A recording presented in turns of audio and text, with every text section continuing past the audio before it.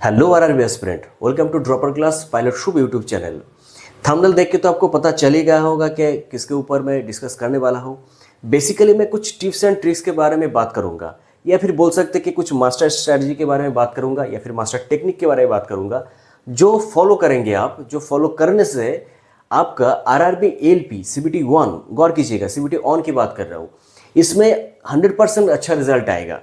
अच्छा result that means आप CBT 1 में क्वालिफाई करेंगे अगर मैं जो बता रहा हूँ उसको फॉलो करेंगे तो। ठीक है, अपना 100% देना पड़ेगा, आपको ये प्रॉमिस करना पड़ेगा कि अपना 100% देंगे। अगर राजी है तो वीडियो कंप्लीट देखिए, नहीं तो मैं चाहता हूँ कि अभी इसको छोड़ दीजिए, क्योंकि आगे देखने का कुछ फ़ायदा नहीं है। अगर आप चाहते हैं कि सीबीटी 1 में इस बारी रेलवे में आपका निकल जाए तो वीडियो को कंटिन्यू करिए। देखो क्या करना है, कुछ नहीं करना है। इसका सबसे बड़ा एग्जाम्पल मैं खुद हूँ। ठीक है, मैं खुद हूँ इसका सबसे बड़ा एग्जाम्पल, क्योंकि मैं आफ्टर कंप्लीटिंग में डिप्लोमा कभी मैं नॉन टेक जो सीबीटी 1 में होता है वो तो नॉन टेक ही होता है, उसके तरफ मैंने कभी मतलब नॉन टेक की तरफ कभी ध्यान दिया नहीं। इसका मेन एक रीज़न हो सकता है कि मुझे नॉन टेक उतना अच्छा लगता नहीं है। ठीक है, मैं कॉलेज में उतना टेक्निकल पढ़ा नहीं था, पर आफ्टर कंप्लीट मतलब पास आउट मैं जब पढ़ाई शुरू किया टेक्निकल की, इंजीनियरिंग की, तब मुझे बहुत अच्छा लगने लगा। इसलिए मैं उसके तरफ नॉन टेक की तरफ ध्यान नहीं दिया था। पर जब एग्ज़ाम सीबीटी 1 जब एग्ज़ाम मतलब अनाउंस हुआ था, उससे 20-25 दिन पहले से मैंने शुरू किया। पर देखो सीबीटी 1 में मैंने क्वालिफाई किया, सीबीटी 2 में क्वालिफाई किया, साइको क्लियर किया, फिर जाके आज 3 साल हो रहा है मैं नौकरी कर रहा हूँ। ठीक है, इसीलिए सबसे बड़ा एग्जाम्पल मैं हूँ। तो ये मेरा जो पर्सनल एक्सपीरियंस है मैं उससे आपको शेयर करूंगा, उसी एक्सपीरियंस को आपको शेयर करूंगा। देखो क्या करना है आपको, कुछ ही तो नहीं करना है, बस ये आपका सिलेबस में बस ये चारों सब्जेक्ट है।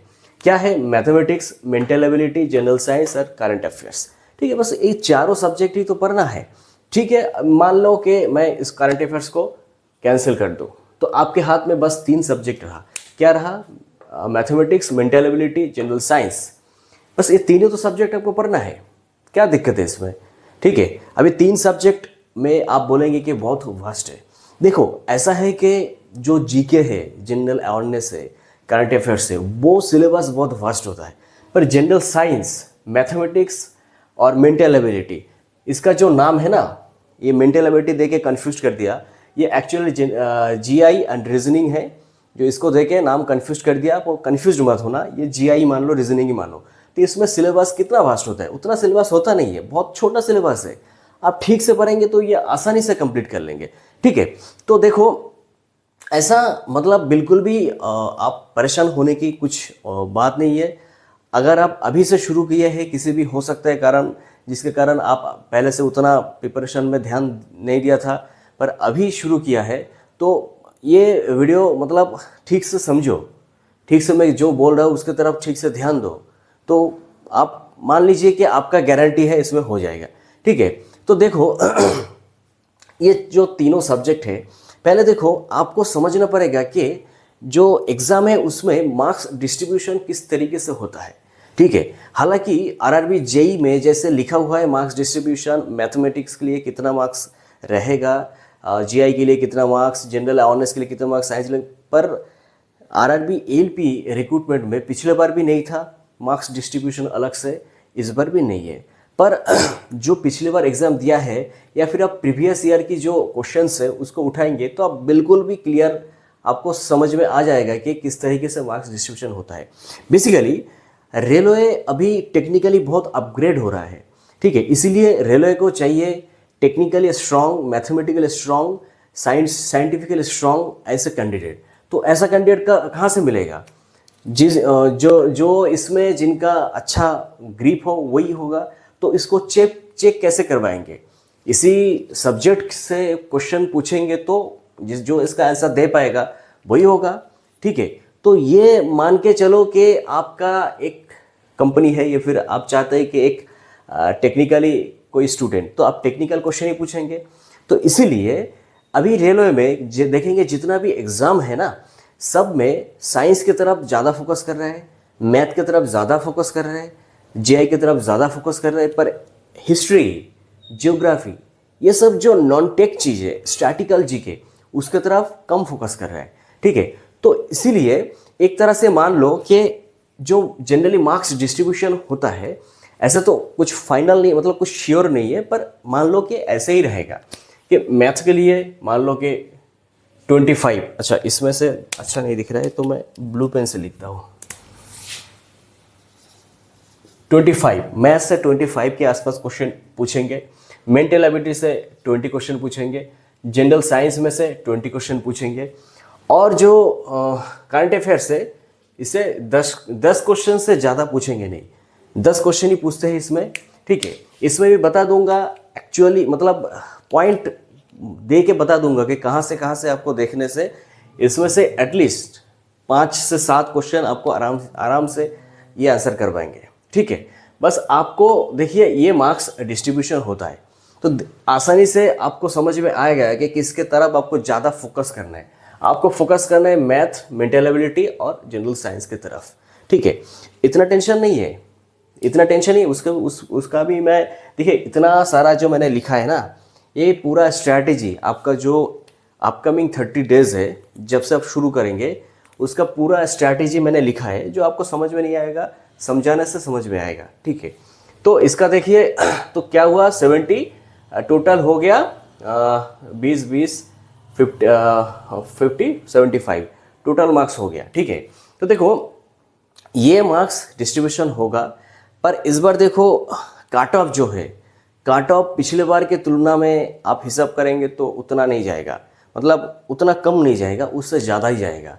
तो अगर आप मेरा जितना मतलब नॉलेज है, मुझे जितना लग रहा है, कुछ तो कंफर्म कुछ बोल नहीं सकते, अगर आप जैसे metro city that means Kolkata हो सकता है, या फिर जो चेन्नई, मुंबई, ये सब जो सिटी है, इसी एरिया में अगर आपकी जो मार्क मतलब जो काट ऑफ है, काट ऑफ मतलब आपका जो रॉ मार्क्स है, ये अगर 52 55 के बीच में लाएंगे तो आपका CBT1 में 100% क्वालिफाई हो जाएंगे आप, ठीक है।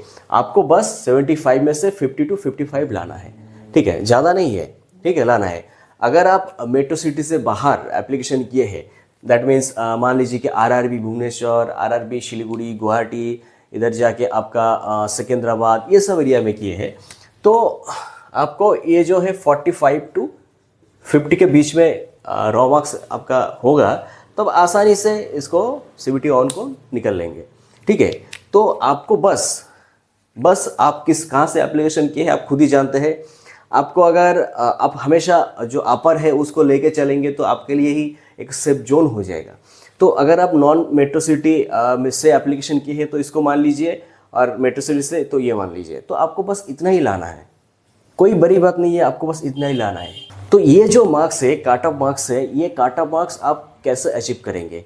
बहुत ही आसान है। देखो जो GI होता है, GI पार्ट बहुत ही आसान होता है, ठीक है। अच्छा पहले अगर इसको आप देखिए, अगर आप 6 + 2 - 5 ब्रैकेट 7 + 2 × 2 × 3 इक्वल टू कितना होता है, ये अगर आपको आते हैं, ठीक है, ये अगर आप सॉल्यूशन कर पाते हैं इसका, तो मैं मानूंगा कि मैं जो स्ट्रैटेजी प्लान बता रहा हूँ उसको बहुत ही आसानी से पार कर जाएंगे। अगर ये क्वेश्चन आते नहीं है, दैट मीन्स आप एकदम इनिशियल है।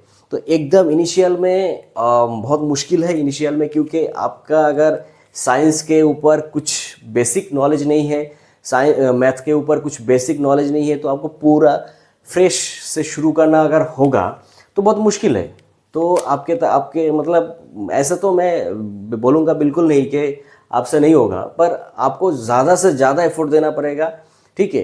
पर जो ये कैलकुलेशन जो कर लेगा, तो मान लो कि भाई आप रेडी हो CBT1 को कंप्लीट करने के लिए, राइट। तो देखो आपको बस ये काट ऑफ ही पार करना है। ये काट ऑफ पार करना उतना मुश्किल नहीं है। देखो ये जो 25 में से मैथ में मैं जो स्ट्रैटेजी बताऊंगा उस स्ट्रैटेजी फॉलो करेंगे तो 25 में से आपको बस कितना लाना है, मैं बात कर रहा हूँ कि आपको 15 मार्क्स लाइए, ठीक है। 25 में से 10 मार्क्स मैं छोड़ दिया, ठीक है, 10 मार्क्स तो छोड़ दिया, बस आप 15 मार्क्स लाइए।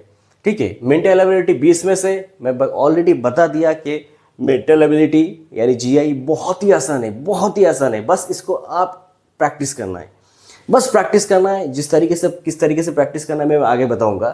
तो इसमें 20 में से 15 मिनिमम लेके चल रहा हूँ, 15 आप आसानी से लेके आएंगे, ठीक है। जनरल साइंस में से आपको एटलीस्ट 15 मार्क्स लाना होगा, ठीक है। करंट अफेयर्स में मैं जो बताऊंगा अगर वो टॉपिक्स आप देखेंगे तो आराम से 5 मार्क्स मिनिमम आप गारंटी के साथ लाएंगे। तो टोटल कितना हुआ? टोटल हुआ 50। तो आराम से आप मेट्रो सिटी के लिए भी तैयार है, आप नॉन मेट्रो सिटी के लिए तो 100% आप क्वालिफाई करेंगे ही करेंगे। मेट्रो सिटी के लिए आप क्वालिफाई करने के जगह पे है। पर अगर देखिए मैथ में मैंने मिनिमम जो मार्क्स पकड़ा है इससे थोड़ा ज़्यादा कर लेंगे, 3 मार्क्स कर लेंगे, या फिर जो मैंने बताया कि हाँ, तो इसको देखिए 53 के आसपास हो जाएगा, 53 के आसपास हो जाएगा।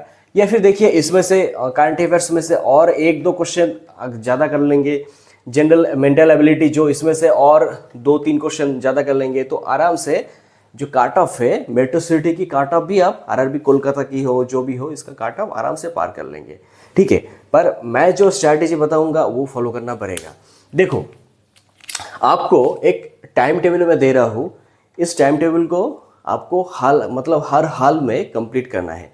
हालांकि सबका एक टाइम टेबल अपना होता है, क्योंकि अपना कुछ दिन की अपना कुछ काम होता है, अपने टाइम पे कुछ काम होता है। हो सकता है कोई प्राइवेट ट्यूटर है जो प्राइवेट पढ़ाते हैं अपना खर्चा उठाने के लिए, या फिर हो सकता है कोई पढ़ाता नहीं है। तो सबका अपना अपना जो टाइम होता है वो होता है। पर मैं एक टाइम टेबल दे रहा हूँ, आप इसके साथ अपना एडजस्ट करके कर लीजिए, ठीक है। देखिए मुझे चाहिए आपसे ओनली 24 घंटे में से आधा घंटा, आधा दिन, मतलब 12 घंटा आपको कम से कम देना पड़ेगा। आप बहुत सारा भाई बोलेंगे कि 12 घंटा, जी 12 घंटा, क्योंकि आपने 12 महीना पढ़ा नहीं है, 12 महीने आपने प्रैक्टिस किया नहीं है, तो उसके लिए तो 12 घंटा आपको अगले 30 दिन के लिए देना पड़ेगा।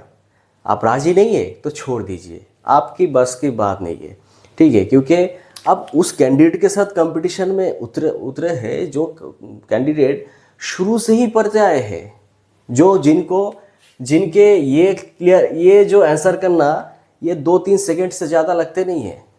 आप उन सब कैंडिडेट्स के साथ कंपटीशन कर रहे हैं तो आपको 12 घंटा देना पड़ेगा, ठीक है। हाँ, आपके लिए दूसरे काम के लिए भी टाइम मैंने रखा है, ठीक है। ऐसा नहीं है कि आप मेंटल फ्रेश के लिए टाइम नहीं रखा है, नींद के लिए टाइम नहीं रखा, सबके लिए रखा है।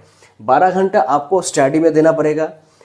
6 घंटा आप सो जाइए आराम से, 6 घंटे आपको सोने के लिए दिया है, ठीक है। अगर देखिए अगर आप प्राइवेट ट्यूशन पढ़ाते नहीं है, आप घर में रहते हैं, पर घर में भी बहुत काम रहता है, मार्केट जाना रहता है, या फिर फ्रेश होना, ठीक है, खाना पीना ये सब कुछ होता है। तो इसके लिए मैं ये सब कुछ मिला के एक्स्ट्रा जो है, इसको एक्स्ट्रा में क्या क्या आएगा, आपका जो मार्केट जाना, घर के लिए काम करना, फ्रेश होना, खाना पीना, ये सब के लिए मैं 4 घंटा रख रहा हूँ, ठीक है। तो टोटल 4 घंटा हुआ 20 घंटा। आपको 2 घंटे माइंड फ्रेश करने के लिए टाइम दे रहा हूँ, 2 घंटे, ठीक है। वो अपने हिसाब से टाइम बना लीजिए कि आप सुबह में देंगे या फिर शाम में देंगे, किस टाइम देंगे, तो अपना टाइम बना लीजिए।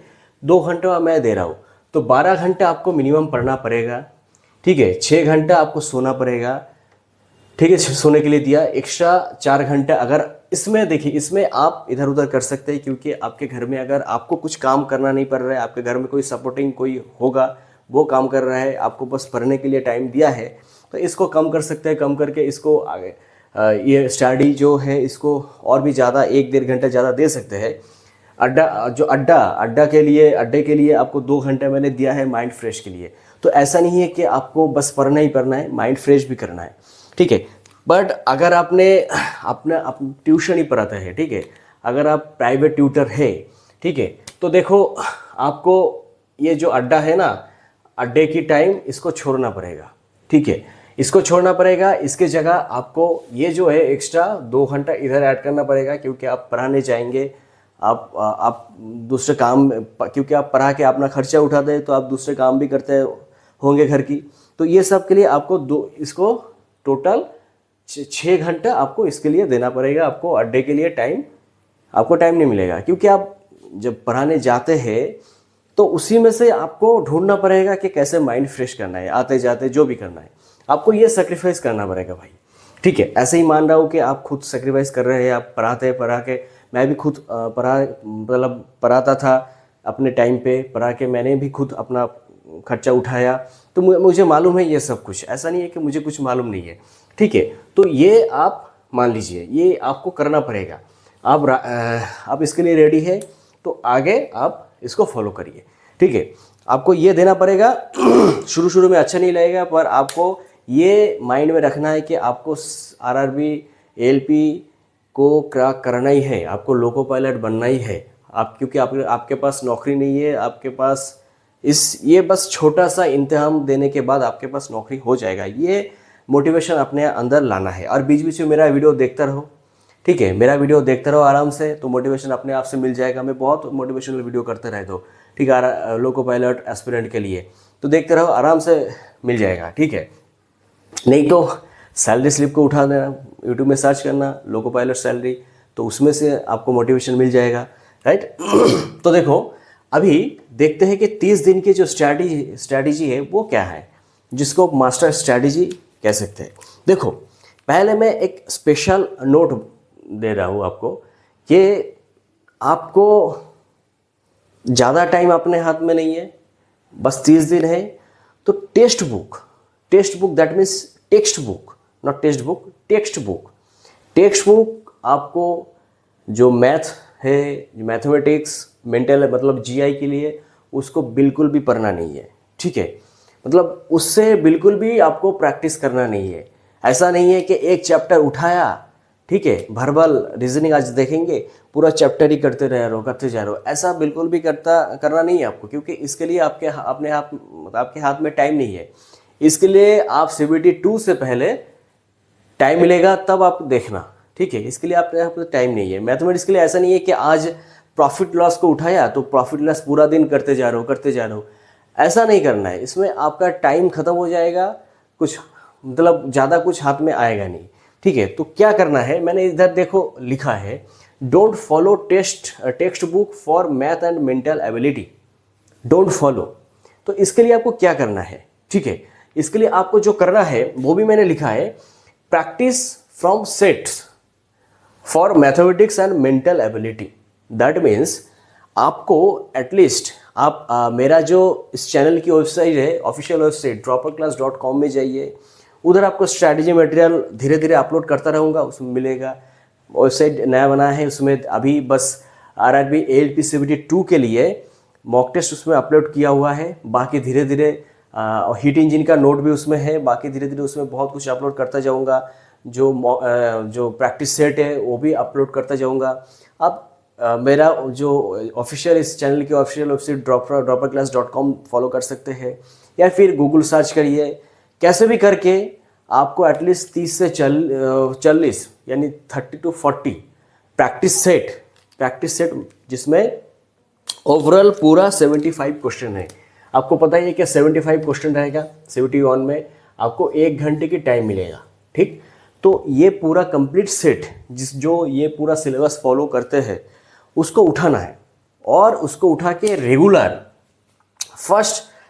आपको एटलीस्ट 3 सेट आपको कंप्लीट करना है। कंप्लीट ऐसा नहीं है कि पूरा कर रहे हैं, ऐसा नहीं है। आप ये जो टाइम मैंने दिया है, देखिए ये टाइम में से आपको स्टडी प्लान में से आपको डिवाइड करना पड़ेगा कि आप किसके लिए कितना टाइम देंगे। अगर मेरा माने तो आप मैथ के लिए डेली के 4 घंटा रखिए। ठीक है, जीआई के लिए आप इसको देखिए, इसके लिए आपको एटलीस्ट 2 घंटा रखना पड़ेगा, क्योंकि ये 2 घंटा उतना प्रॉब्लम नहीं है, बहुत आसान है। 2 घंटे में आप काफ़ी कुछ कर लेंगे। ठीक है, जनरल साइंस के लिए आपको एटलीस्ट इसके लिए भी 6 घंटा, मतलब तीनों है। बायोलॉजी के लिए 2 घंटा, केमिस्ट्री के लिए 2 घंटा और फिजिक्स के लिए 2 घंटा, 6 घंटा आपको देना है। तो 6, 4, 10, 12 घंटा आपको रेगुलर देना है। ठीक है, ये जो मैथ के लिए ये जो 4 घंटा मैंने लिखा है, 4 घंटे में आपको प्रैक्टिस सेट करना है एटलीस्ट जितना आपसे हो सके। शुरू में आपको अच्छा नहीं लगेगा, इसलिए शुरू में 3 से 4 सेट करिए। उसमें से क्या करेंगे, सेट से उठाएंगे, मैथ का टाइम होगा तो बस मैथ ही देखेंगे। 75 क्वेश्चन होगा, उसमें से बस मैथ जो क्वेश्चन है बस उसको ही प्रैक्टिस करते जाए। जो क्वेश्चन नहीं, जो सॉल्व नहीं होगा, देखिए साइड में एक रेफरेंस बुक भी आपको रखना पड़ेगा। वो रेफरेंस बुक क्या क्या है, ड्रॉपर क्लास वेबसाइट में जाइए dropperclass.com, उसमें मैंने बुक सजेशन आरआरबी के लिए जितना सारा है वो बुक लिस्ट मैंने उसमें दिया है। तो वो उसमें से जाके आप देख लीजिए क्या क्या मैथ के लिए क्या क्या बुक्स है। वो तीनों भाषा, हिंदी, इंग्लिश और जो मेरा रीजनल लैंग्वेज है बंगाली के लिए मैंने बुक्स उसमें रखा है।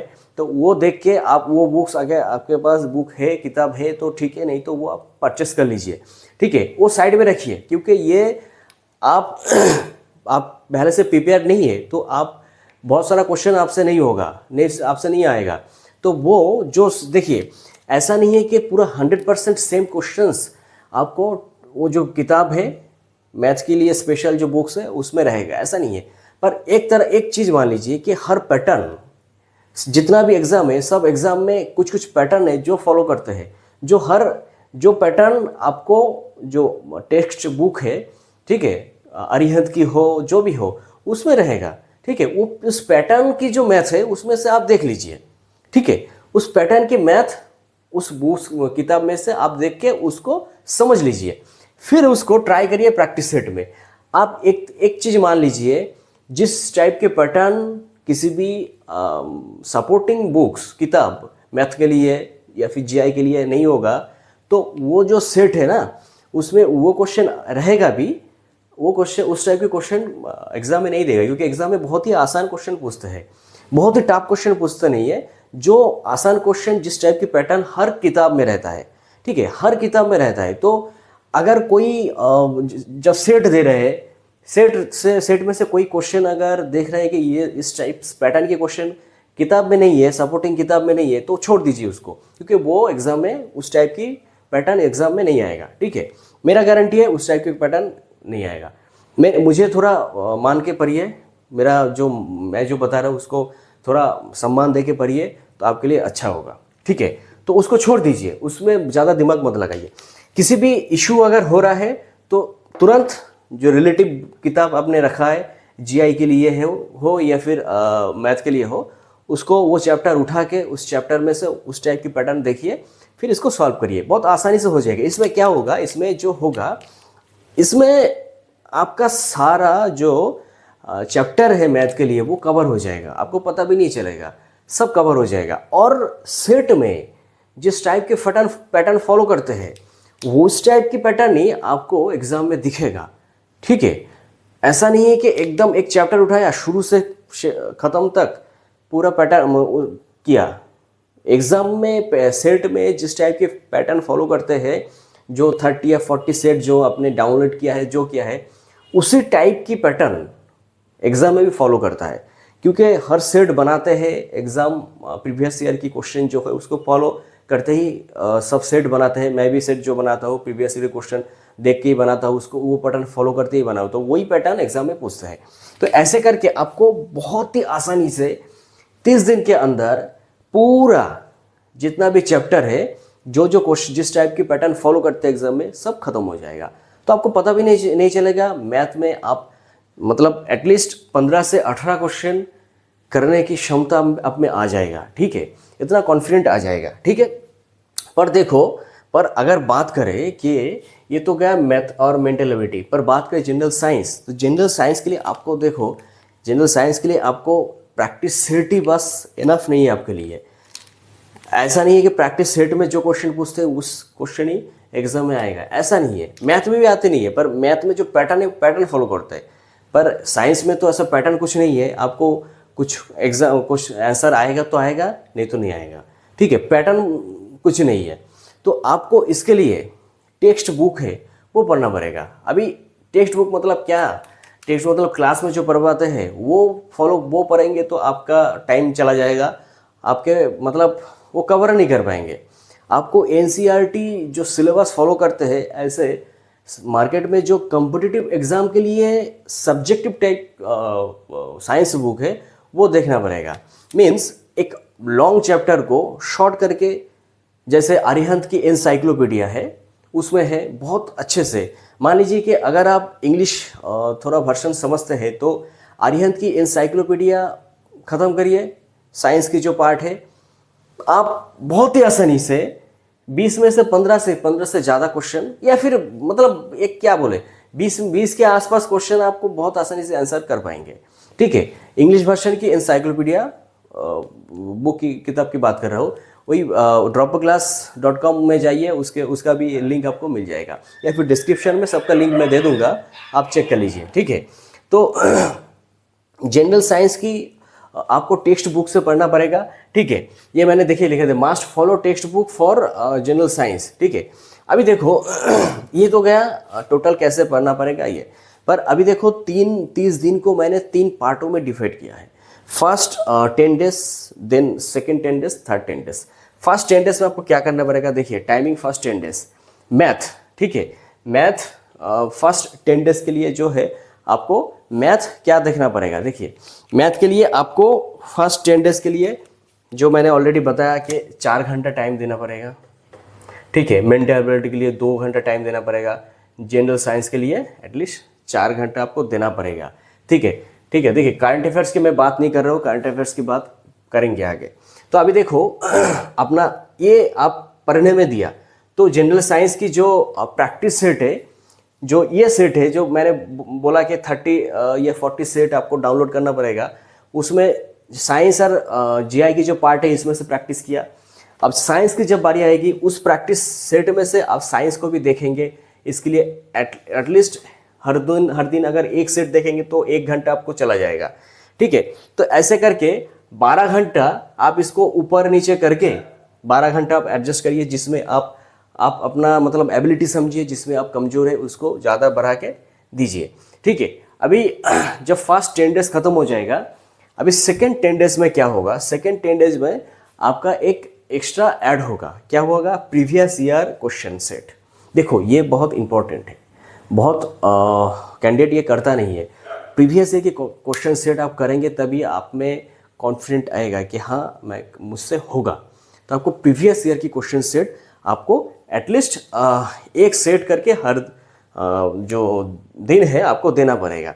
तो आपका जो टाइमिंग है, ये जो 4 घंटा, इसके लिए 2 घंटा, इसके लिए 4 घंटा और इसके लिए एटलीस्ट 1 घंटा। ठीक है, तो देखिए 4 4 8 10 11 घंटा, और मैंने जो जनरल साइंस के लिए बताया कि 1 घंटा आपको सेट से देना पड़ेगा, वो करें, क्योंकि आप मैथ के लिए सेट्स कर रहे हैं, मेंटल एबिलिटी के लिए सेट कर रहे हैं, और जनरल साइंस पढ़ रहे हैं प्लस सेट कर रहे हैं। ठीक है, अभी जनरल साइंस को इसको देखिए 6 घंटा आपको देना पड़ेगा, इसको भी 6 घंटा देना पड़ेगा, क्योंकि आप इनिशियली है। इसके साथ आपको, ठीक है, इसके साथ आपको टाइम मिलेगा तो एक सेट करिए, नहीं तो अभी फिलहाल फर्स्ट 10 डेज सेकेंड 10 डेज में ये छोड़ दीजिए। ठीक है, पर इस जब सेकेंड 10 डेज होगा तो इसमें से आप अपना टाइम देखिए किसमें आप कमज़ोर है। अगर मैथ में थोड़ा स्ट्रांग हो गए तो मैथ में से 1 घंटा माइनस करके प्रीवियस ईयर में 1 घंटा दीजिए। टोटल आपको 12 घंटा करना ही है ये मान लीजिए। तो अपना हिसाब से टाइम इधर उधर करिए। अभी जब लास्ट 10 डेज की बारी आएगी तो इसमें आपको कुछ चीज़ ऐड करना पड़ेगा। वो क्या है, वो है करंट अफेयर्स। ठीक है, करंट अफेयर्स आपको लास्ट 10 डेज में पढ़ना पड़ेगा।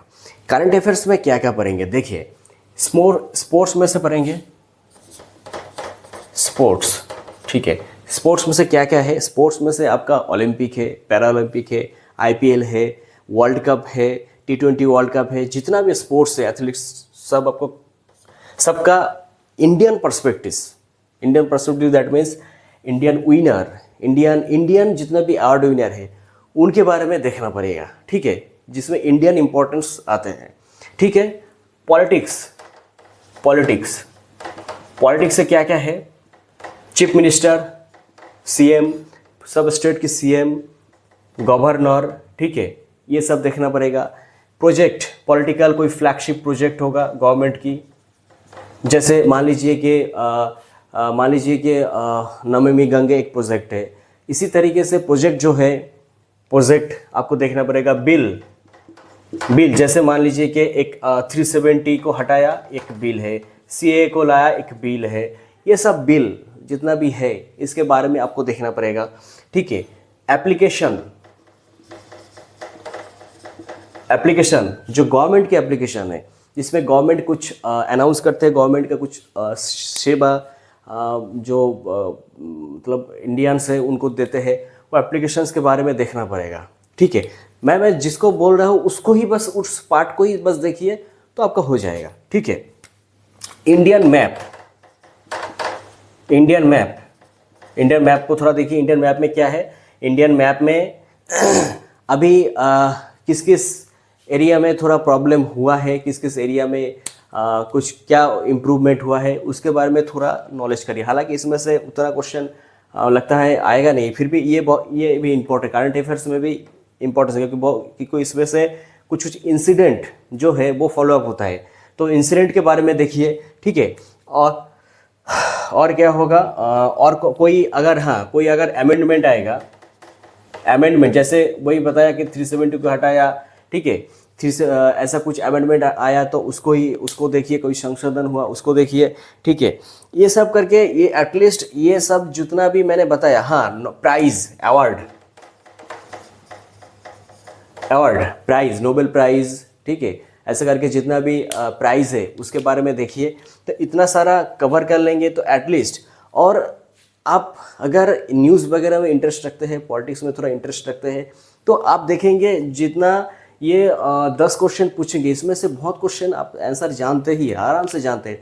ना पढ़ेंगे फिर भी आप 1-2 ऐसे ही कर लेंगे, ठीक है। ना पढ़ेंगे फिर भी 1-2 तो ऐसे ही कर लेंगे। चीफ मिनिस्टर के बारे में आपको अलग से पढ़ना है क्या?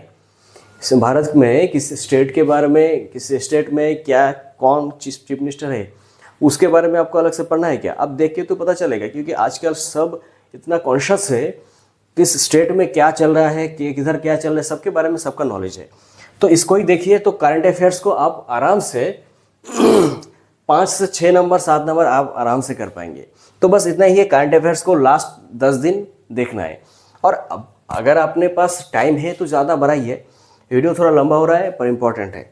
और ऑनलाइन मॉक टेस्ट देखिए, लास्ट 10 दिन आपको ऑनलाइन मॉक टेस्ट में जाना ही है, क्योंकि आप ऑनलाइन एग्ज़ाम दे रहे हैं, तो ऑनलाइन एग्ज़ाम को आपको फ्लुएंट होना है। तो ऑनलाइन मॉक टेस्ट के लिए आप textbook.com आइए, dropperclass.com में धीरे धीरे अपलोड हो जाएगा। इस यूट्यूब चैनल के ऑफिशियल वेबसाइट है ड्रॉपर क्लास, उसमें आइए, या फिर किसी भी जगह जाइए, जाके आप ऑनलाइन मॉक टेस्ट देना शुरू करिए, ठीक है। इसमें आपका कॉन्फिडेंस बूस्ट होगा, क्योंकि आप 10-20 दिन में एटलीस्ट इस जगह पे पहुंच गए होंगे, ये जगह पे आपको इतना मिनिमम आंसर आपका आ रहा होगा, ठीक है। कुछ जगह पे गड़बड़ कर सकते हैं, साइंस में आपको गड़बड़ कर सकता है, तो उसको ही थोड़ा देखना है। और भी अगर गड़बड़ कर रहा होगा तो ज़्यादा देखना है, ठीक है। देखिए, आप ये स्ट्रैटेजी जो मैंने बताया इसको फॉलो कर लास्ट 10 डेज तक ये करेंगे। और इसके साथ बस मतलब ये दोनों, मतलब इसके साथ ये ऐड होके, ये अलग से नहीं, इसके साथ इसमें टाइम बड़ा घटा के आप अपना एबिलिटी समझ के इसको ऐड करेंगे, इसको छोड़ेंगे नहीं, इसके साथ ये ऐड करेंगे। ऐड करके आपको मतलब ये जो प्रीवियस ईयर क्वेश्चन 10 दिन से अगले 10 दिन पूरा करना है, ऑनलाइन मॉक टेस्ट भी देना है, करंट अफेयर्स भी पढ़ना है, जनरल साइंस भी पढ़ना है, मेंटल एबिलिटी पढ़ना है, मैथ भी पढ़ना है। तो मुझे लगता है कि आप अगर ये फॉलो करते हैं तो आपको कोई रोक नहीं सकता। CBT ऑन आपका क्लियर पक्का होना ही है, ठीक है, मतलब कोई रोक नहीं सकता, ठीक है। और स्टडी मटेरियल में मैं देखिए, इधर जो टेलीग्राम चैनल की जो लिंक है वो दिया होगा, डिस्क्रिप्शन में दिया होगा, तो उसमें जाके टेलीग्राम चैनल में जुड़ जाइए, तो आपको उधर से भी बहुत सारा स्टडी मटेरियल आपको मिल जाएगा। तो उम्मीद है कुछ इन्फॉर्मेशन आपको मिला होगा, इन्फॉर्मेटिव लगा होगा।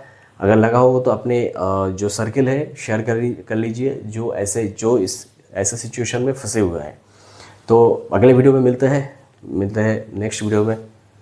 तब तक के लिए जय हिंद, वंदे मातरम।